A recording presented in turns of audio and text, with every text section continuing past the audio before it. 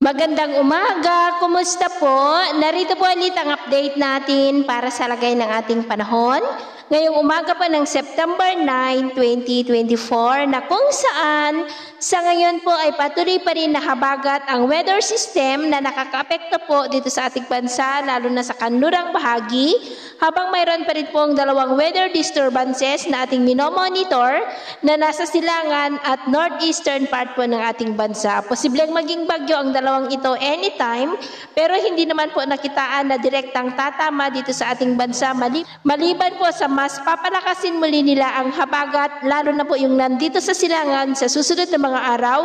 particular na po this coming weekend hanggang next week ay paghandaan natin ang malakas muli na bugso ng habagat at sa huling linggo ng Setyembre ay posibleng maramdaman na ang unang bugso ng malamig po na daloy ng hanging amihan gaya po na yung nakikita ay may hangin na manggagaling po dyan sa may taas. At ito naman po ay pinapakita ng forecast model nating ginagamit hanggang po sa susunod na 2 linggo ay posible pa rin ang pamumuo ng mga weather disturbances sa paligid ng ating bansa at ang development po ng mga yan ang ating babantayan. At sa lagay po ng ating panahon, ngayong madaling araw ay maayos ang panahon sa malaking bahagi ng ating bansa pero dahil pa rin sa habagat,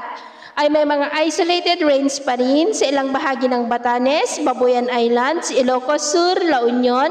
ilang bahagi ng Central Luzon, Batangas, Polillo Island,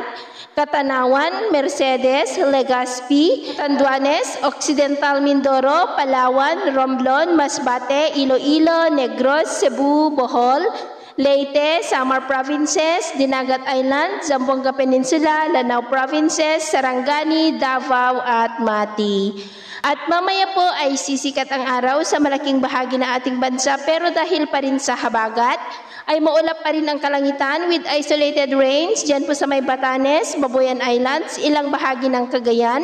Ilocos Sur, La Union, Benguet, Central Luzon, Mamburao, Romblon, Bicol, ilang bahagi po ng Palawan, Southern Negros, Cebu, Bohol, ilang bahagi ng Leyte, Sulu Archipelago, Zamboanga Peninsula, Lanao Provinces, at ilang bahagi po ng Caraga. At mamayang hapon po, mas maraming lugar na ulit ang makakaranas ng mas maulap na kalangitan with isolated rains at posibleng malalakas na ulan sa ilang bahagi ng Northern Luzon, Pangasinan, Zambales at ilang bahagi ng Mindanao. Kaya mag-ingat po tayo sa posibleng banta pa rin ng mga pagbaha at pagguho ng lupa. At sa atin naman pong mga baybayin, wala naman po tayong nakataas na anumang gale warning signals, pero bayong pag-iingat lamang po kung papalaot tayo para po mas makaiwas sa mga sakunang pangkaragatan. So ito po ang latest update natin sa araw na ito.